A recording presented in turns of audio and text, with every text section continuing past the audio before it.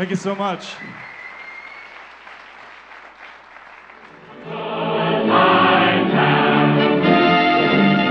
Out where they say, let us be gay, I'm going Hollywood. It's not real clear whether Bing would have ever imagined that he would go to Hollywood or New York or Chicago or become a movie star. He might have still been singing at the Northern Quest Casino or something like that, where he's still alive. But Al Rinker wanted to be out of the house, wanted to do something musical, and his sister knew how to do that in Southern California. This is one thing you ought to know. Oh, it ain't what you do, it's the way how you do it. Take what you do, it's the way how you do it. What causes them to think that they can pick up and go to Hollywood and have any kind of success at all? Well, it's one reason. It's because Mildred has already done it. So it tells these two guys, you know, you can be from Spokane and make it. And she got them their first audition. They wouldn't have known how to do that without her. And in those days in the film colony, there were some very fine late spots because we were during Prohibition. And she started singing in the cabarets there and cafes around Los Angeles. I guess she was down there maybe a year or two before we went down. We had an old beat-up Ford, which the band used to use to go to work. It had no top on it or anything. Bing put his drums in. We decided to leave town and go down and see Mildred. We just cranked that Model T up, and we took off one day, and we went over to Seattle and met some friends over there, and we sang at the Butler Hotel. And then by that time, we had some routines worked up. You know, we're kind of two jazzy little guys, you know. So then we drove that horrible Model T clear down from Seattle, clear down to Los Angeles, chugging along about 25 miles an hour. Finally chugged in Los Angeles and surprised Mildred. Oh, she was just overjoyed to see us. And thanks for the memory of sunburns at the shore. They arrived in Los Angeles absolutely penniless. They had to abandon their car on the road before they even arrived, just several miles out of LA. They just walked away from the car because it was shot. They go to her house and she took them in, put them up, and then immediately she had already been there and she had some contacts with little cabarets and so forth. In the year prior to Bing and Al's arrival in Los Angeles, Mildred tours with the Fanchon and Marco Company. Fanchon and Marco provides prologues or classy vaudeville shows with dancers, musicians, comedians, and other performers in movie houses as pre-movie entertainment all over the country. With Mildred's help, Bing and Al land their first jobs in Hollywood as Fanchon and Marco entertainers, touring for 13 weeks, pocketing $75 a week.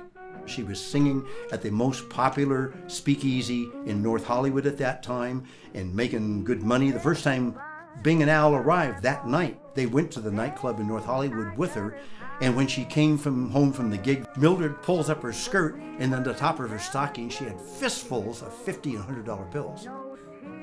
When they first arrived in Hollywood, she wanted them to ball. Ball in the jazz slang sense of have a good time, have a ball. Ball it up. And she said, I want you to ball it up to make up for that hayride from Spokane. And she took them to nightclubs and introduced them to girls and saw to it that they balled properly. But she was what we call, in those days, and I guess still do it, she was called a table singer. People would come in, they wanted to hear certain songs, she'd come over and sit at the table and sing it to their group personally. And she'd get about $100 a rendition. Mildred was singing in a very plush speakeasy called the Swedes, and I'll never forget on my first visit there how my eyes bugged when I saw Jean Paulette, eminent actor of the period, lay a Benji on her for 2 choruses of Oh Daddy Blues. Ace in the Hole was good for a brace of Benjis, and Sweet Mama, Where Did You Stay Last Night, might get pretty near anything. In the 1920s, no other word has more slang derivatives than money. Say Benjamins, dough, green, cabbage, simoleons.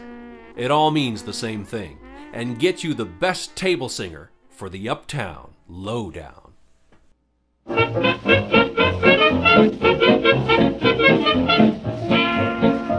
Miss Billy, you sure look righteous. Out of my way, chick. I feel righteous. Where you going? Uptown? Yeah, for a taste of Lowdown. Ooh-wee. Where do we get that music that puts the swing so hot and nice? Where's life? Never dull. I'm down, I'm monotonous. Hop a subway, hop a cab, shoot right up to Harlem, where the population found a new sensation.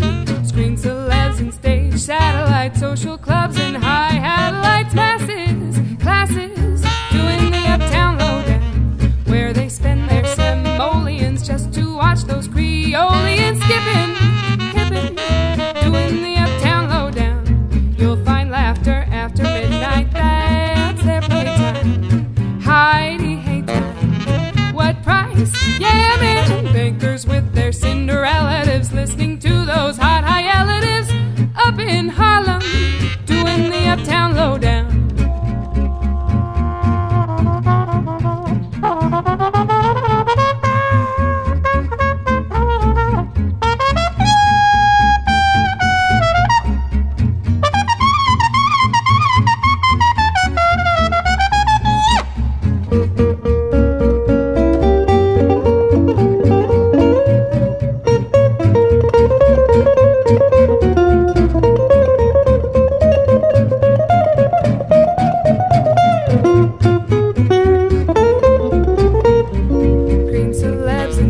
Satellite, social clubs and high-hat lights, masses, classes, doing the Uptown Lowdown, where they spend their simoleons just to watch those Creoleans skipping, hipping, doing the Uptown Lowdown. You'll find laughter after midnight, that's their playtime. Heidi, hey time, what price? Yeah, man, bankers with their Cinderellatives, listening to those hot